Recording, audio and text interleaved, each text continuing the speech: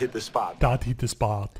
The gunslinger, recently Sargon and Louis Laveau, alluded to a civil war looming down the road. Do you think they're being blackpilled, or can we fix this in 20 years? This is why I laugh when people say shit like, oh, you're just playing and reviewing video games.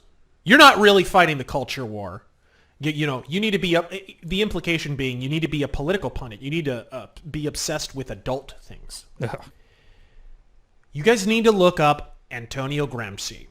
Gramsci is really the beginning of modern cultural Marxism. And Gramsci's stipulated that the purpose of taking over seemingly banal entertainment, at that time it would have been things like movies and plays and such, is not to propagandize. It's to block off avenues of escape from politics. They want everyone political because as long as everyone's political, everyone's outraged. Which, in the Marxists' mind, which Antonio Gramsci was, this is ultimately going to spur the class conflict, and this fills the coffers of the communists, and down the road, it spurs the revolution. So I want to make this unequivocally clear. You can bash fucking the quartering, nerdrotic, whoever, the people who talk about the latest woke thing and then criticize it. They're doing more for the culture war and to stave off Marxism than pundits are. Yes. Straight up. Because the Marxist tactic right now is not to move politically. It's to move within the entertainment and cut off all escape.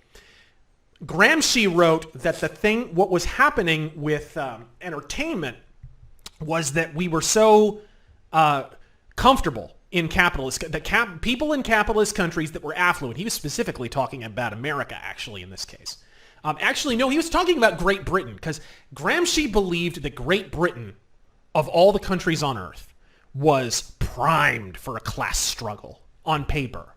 But he realized the revolution wasn't coming, and he basically decided that it was because people were relatively prosperous and they were distracted by entertainment.